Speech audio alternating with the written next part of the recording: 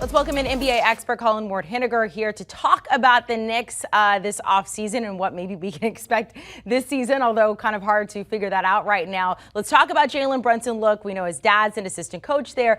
It appears they're all in on trying to land him. What's the latest?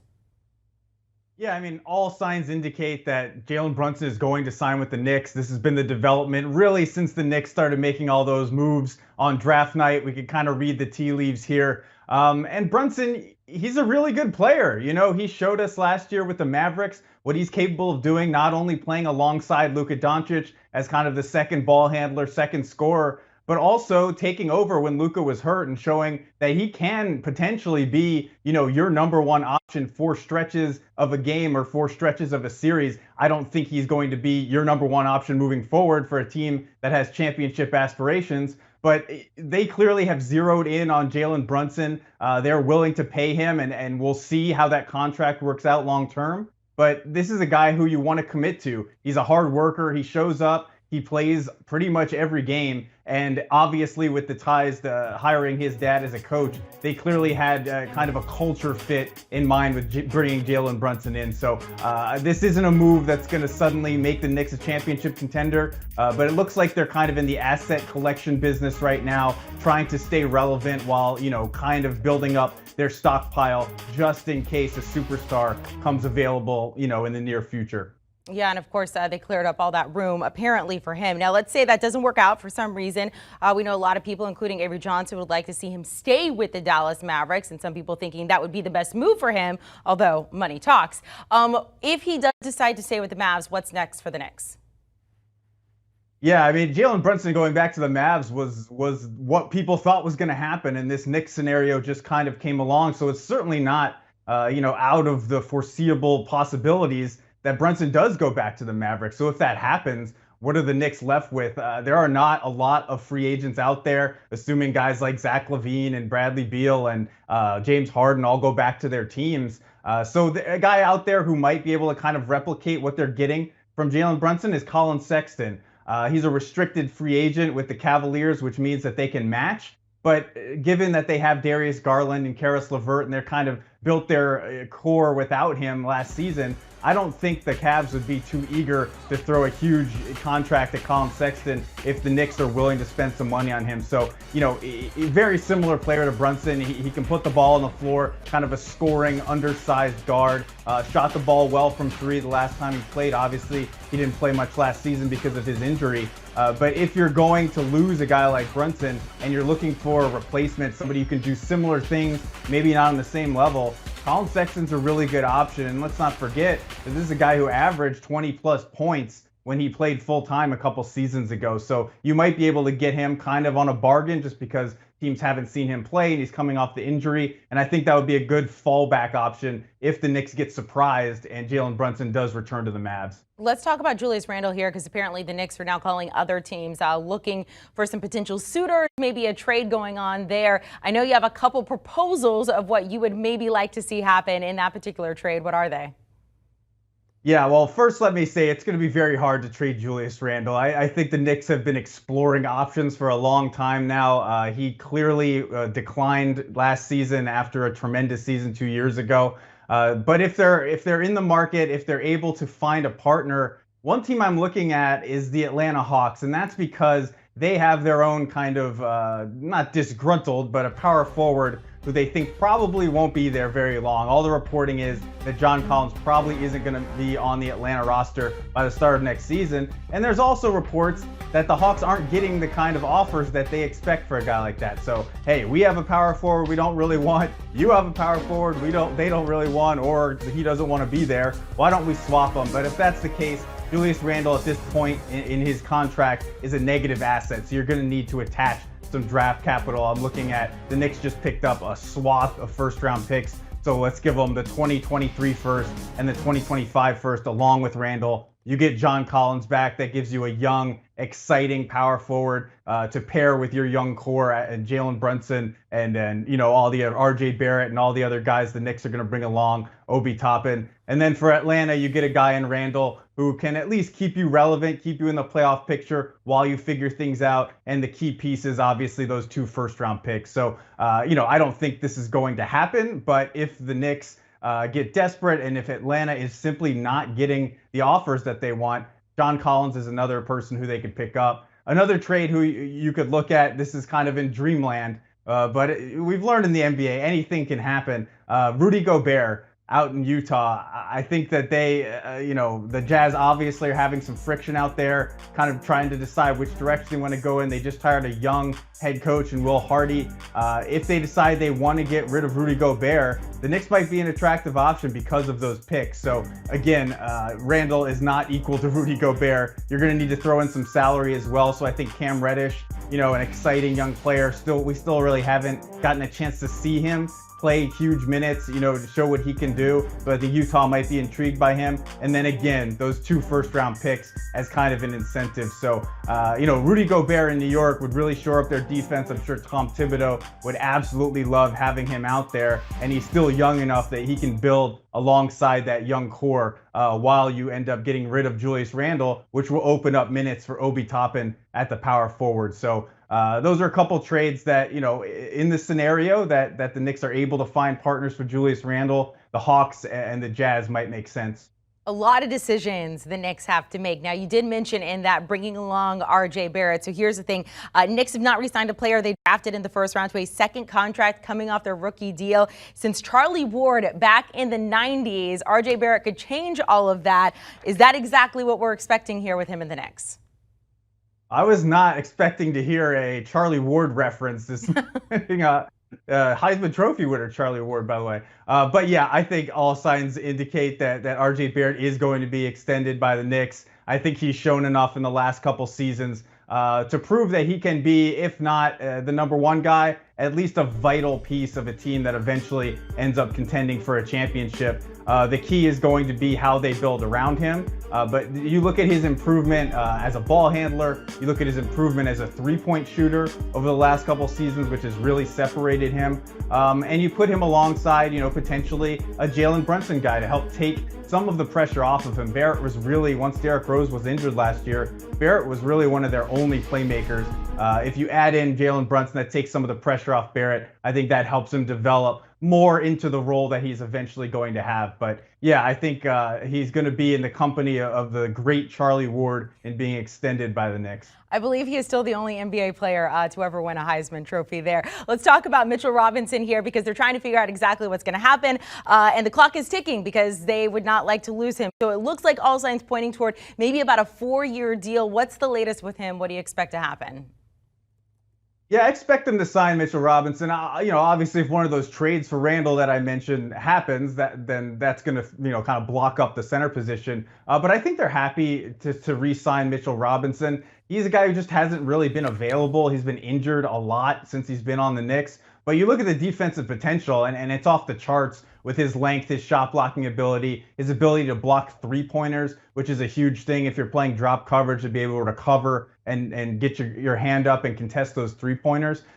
So I think if the price is right, Mitchell Robinson could be a guy that could help you kind of bridge the gap to the future. And I think he has a lot of untapped potential on the offensive end that he just really hasn't been able to show. Obviously, he can dunk. He leads the league in dunks almost every year, set a record for field goal percentage one season because all he does is dunk.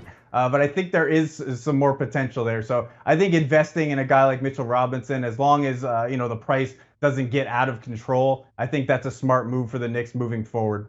So you got some teams that are set, and then you got teams like the Knicks where there's a lot of moving pieces still. You got to nail some guys down. They're hoping apparently to get Jalen Brunson. I was going to say Julius Randle, but excuse me there. So if you could look into the future, would you buy or sell the Knicks stock over the next 3 years? I mean, it's a hard question because what are you buying or selling? Are you expecting this team to win a championship in the next 3 years? If that's the case, which, I believe most Knicks fans probably want, if not expect, I'm going to have to sell because Jalen Brunson is a great player. but he's not a championship guy if he's the only guy on your team. So RJ Barrett, Jalen Brunson, Mitchell Robinson, Julius Randle, in a tough Eastern Conference that has the Milwaukee Bucks, the Boston Celtics, the Miami Heat, all these teams that are going to be contending for championships, that's just simply not enough. So unless the Knicks can take these pieces that they've accumulated, including all the draft picks, package them for a superstar down the line, whether it's a Donovan Mitchell or a Damian Lillard or somebody of that status to come in and take over as the lead guy, I think this is going to be a nice team. I'm not upset with any of these moves that the Knicks have made. I think they're doing smart things. But if you're expecting them to contend for a championship in the next 3 years, I'm definitely going to have to sell that. And the guy in the picture we have used on our graphic agrees. Colin, thank you so much for joining us here on HQ to work through the Knicks just ahead of free agency, what we could potentially expect there. Thanks again. All right, so some teams with the most cap space entering free agency. The Knicks were already high up there. Now they have the second most room just behind the Pistons at $34 million after trading Alec Burks and Nerlens Noel, two future second-round picks to the Pistons. That got them about an additional $19 million, so now sitting at 34. Let's bring in Colin Ward-Henniger and Ira Winderman, who covers the Heat for the Sun Sentinel. Fellas, Pat Riley still steering the ship, 77 years old. Ira, I believe he challenged you to a push-up contest. What does Pat Riley bring at this age and at really a comfort level to the organization, the city, and Heat Nation as a whole? He's the godfather. I mean, down here, if it all started sports-wise with Don Shula, Pat Riley picked up the mantle from there. And you can see players who come in here. All of a sudden, it's like, oh, my God, it's that Pat Riley. And now even if you have to watch the old Pat Riley on HBO and the Lakers show there, he still carries that cachet with players.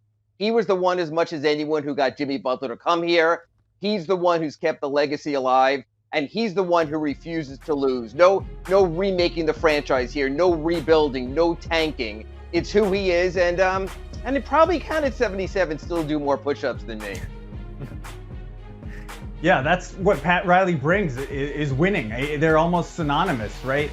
There's that famous story about him dropping the rings on the table during free agency pitches to say, hey, look, if you come here, we're here to win championships. And that's what players want. Every single one of them talks about winning. They don't talk about how many points they're going to score or how many all-star appearances they're going to make. They want to win, and they know that Pat Riley can bring that. So when he's the one making these pitches to free agents, or he's the one kind of enticing people to want to be traded there or things like that, that holds a huge amount of cachet with these players, as Ira said. So I think that is why the Heat have been able to stay relevant, stay in the championship hunt for all these years without having to rebuild. And I think that they're going to continue to build towards those championship goals, starting with this offseason. Yeah, they felt like it was possible to win a title last season, got home court advantage throughout the East, but lost on their home floor in that last game of the Eastern Conference Finals. Ira, what's the dream scenario this offseason for the Miami Heat? It's really to keep things copacetic, Chris. It's to try to bring back the core, maybe add one more piece. But as everyone's heard by now, there's some consternation about P.J. Tucker, whether they're going to lose him to Philadelphia. All of a sudden, they would have no power forwards on the roster where they stand, even after the draft, going into free agency. So it's the little things. The Heat, I don't want to say it's a big three. That's overstating Bam Adebayo, Jimmy Butler, and Kyle Lowry. But they have the core. They want to keep it together. Their thought is, they were one Jimmy Butler three-point attempt from making the NBA Finals. Nothing too drastic. And again, it's win now. Kyle Lowry's 36. Jimmy Butler is going to be 33. This is all about living in the moment. Hey, you said dream scenario, right? I know Ira is a little more realistic, but how about we go out and trade for Donovan Mitchell, something like that? Let's push him over the top. Obviously, that would take a pretty hefty haul, maybe Tyler Hero, Duncan Robinson, a couple of picks, a young player, whatever it takes. But if you're talking about a dream scenario where the Heat get a piece that they can put next to Jimmy Butler to give him some help, we saw how much he struggled to have to carry that team offensively night in and night out during the playoffs. He did a tremendous job. But you add Donovan Mitchell in the backcourt along with Bam Adebayo, suddenly you have a team that might become the championship favorites out east. So if we're talking about dream scenarios, adding a guy like Donovan Mitchell, I think would really, really put them over the top. That would be a superstar that could lift them over the top. Every team that is filled with superstars, you need those role players to help actually get you there. We've seen so many teams with a big three fall short because they didn't have that. Let's talk Kyle Lowry, Ira. He's 36 years old now, has a couple years left on his deal. What is his outlook after he called this past year a wasted year in Miami? He was issued the ultimate Pat Riley challenge when it came to conditioning, and they were not pleased where he ended the season. I don't think Kyle was. He missed a lot of time for personal reasons, had a family issue that took him back home to Philadelphia. But Pat Riley's not very subtle, and he basically said, I expect Kyle to show up in world-class condition. I think Kyle took that very harshly. I don't know if the two were even talking at the moment, but the message was sent, and they need Kyle to be in better condition to get through the season. Look, he was injured in the playoffs, had the hamstring. That's the kind of soft tissue issue you can have any time. But as you get older, Pat makes it tougher. Would not be surprised to see the training staff running around FTX Arena with those little calipers, checking the body fat in typical Heat fashion next year. So Kyle Lowry, if you see him anywhere out there, folks, give us a report. Let us know what he looks like. I think that's the key to the offseason as well. Yeah, I mean, it was clear during the playoffs, this was not the Kyle Lowry that the Heat wanted to bring in. He needs to be better. I think he knows that. The personal issues during the season may have affected him in some way. But, you know, I spoke with a guy who has trained Kyle Lowry for years, and he told me a couple of years ago that, hey, you're never going to see Kyle Lowry go back to that body he used to have. Well, I think we saw it, and I think that Kyle Lowry knows that. So I don't think he appreciates the way that they went out last postseason, and I think that he knows that he is such an important part to this roster that he is going to have to get in the absolute best shape he possibly can and simply just perform better on the court. And I think he's a guy, obviously, with championship pedigree that we always talk about. I think he'll fit in the Heat culture, but he needs to show up in shape and prove to his teammates and to his organization that he's ready to commit and play an entire season, and that includes the postseason, obviously. Lowest points per game in his career in 9 seasons. From an old guy to a young one, Tyler Hero, he would like a max contract after winning the 6th Man of the Year, but are they going to give him one given the fact that he's not a starter? Well, that's the thing. I'm not so sure he's given that he's a starter because Pat Riley told us in his season ender sort of challenge everyone. Tyler has to come in and earn it. And that's the way they do things here. But yeah, he's getting his extension. You can't afford to lose him. Is he getting a Bam Adebayo max extension? No, he's not at that tier. I look at the Jalen Brown contract, about 4 years, $106 million. I think he gets in that range. That doesn't mean that he might not be sort of a permanent 6th man, but he's going to still be one of their top 2 or 3 scorers. So I would look at something about the $25 million range, maybe even a little higher per season. They have to get that done before the last day, before the start of the regular season. They will. Miami loves them some boy wonder down here. And remember, he had a great season. He was 6th Man of the Year. But he learned in the playoffs it's another level. That's why when we're talking to Donovan Mitchells and other players coming in, there's a real question, can Tyler Hero be that player, or do they have to go to the next level? He'll get his money, but he'll still have to prove himself as an NBA-level contender starter. Yeah, I think it's a no-brainer to bring Tyler Hero back on the extension. If it's around the range that Ira mentioned, I think that makes a lot of sense. But one thing you do have to look at, we're talking about Kyle Lowry making a commitment with his body. How about Tyler Hero making a commitment on the defensive end? Because that was really what kept him off the court at times during the playoffs. And if this is a guy that you're going to commit this money to and say, this is a crucial part of our core moving forward, he's going to have to compete on the defensive end because you can't be being played off the court in NBA playoff games and potentially, Eastern Conference Finals games because you can't defend. So I think that, last season he made a huge jump in the offseason, particularly getting his body right, adding muscle. I think now the development comes on the defensive end. If he's able to do that, nobody's expecting him to be a Jimmy Butler lockdown type of defender. But if he can at least compete, improve on that end, and continue the improvements on the offensive end, they're certainly not going to regret this extension, and it can really help this Miami Heat franchise moving forward. Colin, you suggested that the Heat should try to go after Donovan Mitchell and find a price that is right for a trade from Utah. Being a little bit more realistic, Duncan Robinson could be on the trade block. What kind of proposal do you have for the Heat upgrading at that position? Yeah, Duncan Robinson's a weird case because, I think he's a player that, even though he hasn't performed well recently, could still be really enticing to a lot of teams. I mean, he's a knockdown three-point shooter. He knows how to run off screens and is clearly thrived in that Miami Heat culture. So you have to look at what are the Heat looking to bring back in a trade. And if they do end up losing PJ Tucker, which it seems like they will, as Ira mentioned, they're not going to have any power forward. So I look at a guy like Harrison Barnes out in Sacramento. They make almost the exact same money, so you wouldn't really have to add. Maybe the Heat have to throw something in to entice the Kings, a future second or something like that. But Harrison Barnes is on an expiring contract. I think the Kings would be happy to bring in a guy like Duncan Robinson because they need three-point shooting, and he's under contract for a couple more years after this one. And what the Heat get is a proven veteran, a guy who has won a championship, who has improved as a three-point shooter consistently over the last few seasons. And he's actually younger than a lot of people think. I think he's like 30 or something like that. So he'll have an expiring contract. If the Heat decide that he's a part of their future, they can bring him back. If not, they cut ties and move in another direction. But I think it's clear with the emergence of Max Strus that Duncan Robinson on that contract doesn't make a lot of sense on the Heat roster. So if they can find a trade partner, obviously that will improve their prospects for this season and moving forward. Yeah, I like the intrigue there, and I think they're looking for an upgrade. I'm just not sure if they're not looking a little more on the defensive end, because let's face it, PJ Tucker at power forward was not an offensive force, but he was a defensive force. I would look a little bit, it seems like it's getting a little sideways in Phoenix with Jay Crowder, and I'm just wondering if there might be a chance to bring him back. Remember, they lost him in 2020, that offseason. They went down a hill a little bit, lost in the first round then.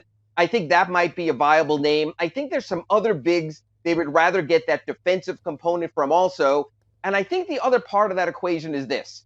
Duncan Robinson really is their only tradable salary. They have three guys in the stratosphere, in Lowry, in Butler, and Adebayo. Those are hard to trade. And they have no one above Tyler Hero, whose extension won't kick in for a year, who's at $7 million. So I think Duncan Robinson is their sweet spot salary where they shoot for everything, where maybe they wait and see if a all-star level player becomes available and use Duncan for that. What I would agree with you on this specifically is, yes, Max Strus has taken that spot. The Heat have added other shooters. They can cover their three-point shooting. Even the kid they drafted out of Serbia, Nikola Jovic, not Jokic, in the first round is another outside threat. So I think Duncan Robinson is a human contract at this point more than anything else. And I think they want to get more out of Duncan than maybe what he's worth because they know that might be their only salary trade chip for this season. Ira, with free agency officially beginning tomorrow, we are going to get more names that will become free agents, and Bradley Beal is one of them. He's opted out of his deal with the Washington Wizards. Would Miami have any interest in bringing him in? Miami would have every interest in bringing him in. And it always comes back to the same thing. Would Bradley Beal have any interest in giving up tens of millions of dollars? The extra money that he gets on re-upping with the Wizards, what the NBA has always wanted, stay with your team, get more money, keep continuity. So yes, if at any point, even during this discussion, Bradley Beal becomes available, Pat Riley's going to jump at it. But I think they also realize they have to move on. Look, like we mentioned earlier, they've entertained Donovan Mitchell, but they just got a new coach yesterday. They've entertained Damian Lillard, but they're surrounding him with talent. They've entertained Bradley Beal, but it seems more and more likely, even with the moves that Washington made just today, to surround Bradley Beal. So you have to also be realistic, which is why I think, even though we mentioned Donovan Mitchell earlier, I think the Heat trade, as much as we love the start of free agency, might be later this summer, might be during the season. I know people don't like to wait, might be the February NBA trading deadline. Yes, if Bradley Beal in any way becomes available to the Heat will have Pat Riley up there on the next plane, and he'll dump more rings on a table. Yeah, I think, Bradley Beal has been linked to the Heat for a very long time now. So obviously that fit makes a lot of sense. But all indications are he's going to re-sign with Washington and get the money. And that is something as a trend that we've seen in the NBA. These guys are just re-signing for the most money that they possibly can. And then if they want to trade down the road, so be it. They'll demand one. So I don't think free agency is really going to be a possibility for Bradley Beal. But as Ira mentioned, the fit is great. He could be that kind of star to take this team to the next level with that salary, that Duncan Robinson salary that I was talking about. But again, that would have to happen down the road and not this summer during Bradley Beal's free agency. Still a lot to sort out, but we do have odds for the Miami Heat as we enter free agency when we will know more. Of course, Miami was the top seed in the Eastern Conference last season and made it to the Eastern Conference Finals. Colin, when you look at the odds, and we're going to put them up on the screen in just a second, what stands out to you? Well, let me take a look at these odds first. Yeah, it's weird for a team that earned the #1 seed to all of a sudden be, that far down. But you have to look at the rest of the teams. I don't know why the Nets are up there right now. I guess you're assuming that that's a healthy Kyrie Irving who's committed to the team and a healthy Kevin Durant. But you look at the Celtics, they're going to be better. The Bucks are obviously going to continue to do what they do. So having the Heat kind of that far down, to me, I think that's a good value bet because we've seen over and over last year, all the talk was the Heat have this kind of older roster. They're going to manage the regular season. They end up going out and having the best record in the Eastern Conference. So I think with an improved Tyler Hero, we talked about a recommitted Kyle Lowry, Jimmy Butler is just going to do what he does, and Bam Adebayo just continues to get better. This is going to be a team that's probably going to be underrated again going into next season. So I think that's a good value bet on the Heat. Yeah, I know it's interesting when you talk about odds to win the East. If you were talking regular season odds to win the East, I would have the Heat up there with anyone because they only play to win. They were playing G League guys and playing to win in January, guys like Kyle Guy and Nick Stauskas who aren't even on the roster. But I think you could take all 5 of those top teams we saw at the left side of the graphic for the Eastern Conference and throw them all in a bag. There's a chance that Boston from NBA Finals could be the #5 seed. You have Philadelphia, you have Milwaukee, you figure Brooklyn's going to get it right. I think it could be anywhere from #1 to #5 and probably won't know it till the final weeks of the season. But I can guarantee you, as we started this whole thing, Pat Push-Ups Riley at 77 isn't waiting for no one. He's in it to win it now. So I would say put the Heat with the big 5 the way the East looks like it's shaping up as of now. We are still waiting for you to live stream that push-up contest between you and Pat Riley. Ira Winderman covers the Heat for the Sun Sentinel, and Colin Ward-Henniger covers the NBA for us here at CBSSports.com and CBS Sports HQ. Free agency officially begins tomorrow at 6 o'clock Eastern Time. And then the Summer League, just a little more than a week away. Do you want a sports network that delivers everything that matters about the game? The highlights, the picks, the instant analysis, no yelling, no fake debates, no politics. Hit the subscribe button and never miss a moment.